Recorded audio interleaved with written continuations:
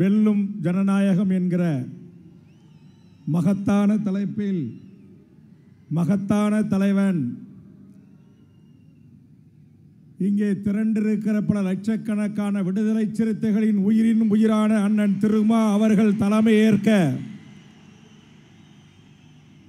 தமிழக முதலமைச்சர் மாண்புமிகு அண்ணன் தளபதி ஸ்டாலின் அவர்கள் சிறப்புரையாற்ற அகில இந்திய தலைமைகள் ஒன்று கூடி அண்ணனுக்கு ஆதரவுகரம் நீட்ட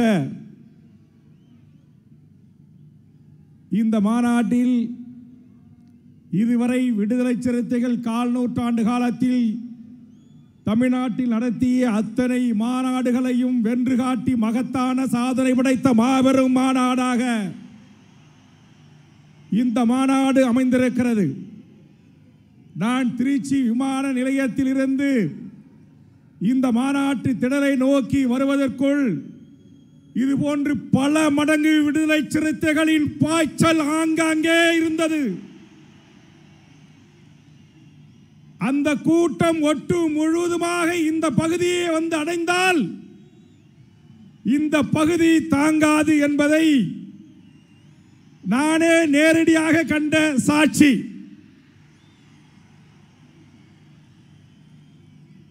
அண்ணன் திருமா அவர்கள் எந்த நோக்கத்திற்காக விடுதலை சிறுத்தைகள் இயக்கத்தை அரசியல் கட்சியாக அமைத்தாரோ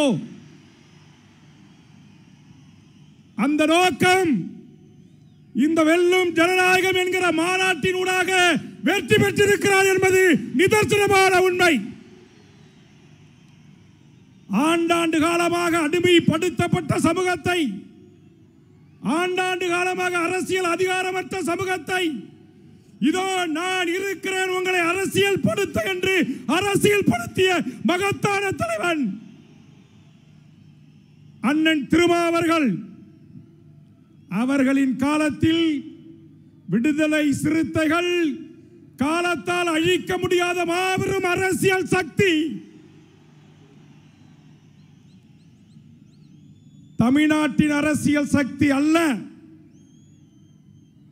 இன்றைக்கு அகில இந்திய அளவில் அகில இந்திய தலைமைகளோடு இணைகின்ற, கை குலுக்கின்ற, கூட்டணி அமைக்கின்ற தலைமையாக உயர்ந்திருக்கிறார் எங்கள் எழுச்சி தமிழன், பச்சை தமிழன் திருமா அவர்கள்.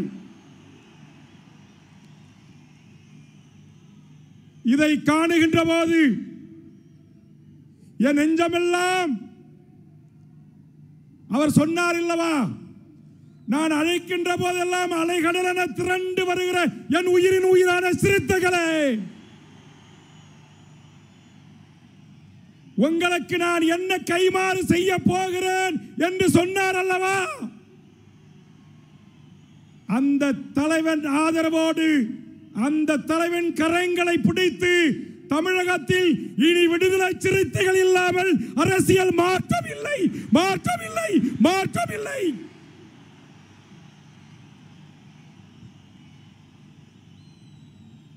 தேர்தல் களத்தில் நீங்கள் வெற்றி வகை சூடுவதற்கு முன்பாக ஜனநாயக களத்தில் இந்த மக்களை அரசியல் படுத்துவதில், அரசியல் ஆக்குவதில், அரசியலை தீர்மானிப்பதில் வெற்றி கண்ட அண்ணன் திருமா வாழ்க வாழ்க வாழ்க. வாய்ப்புக்கு நன்றி, வணக்கம்.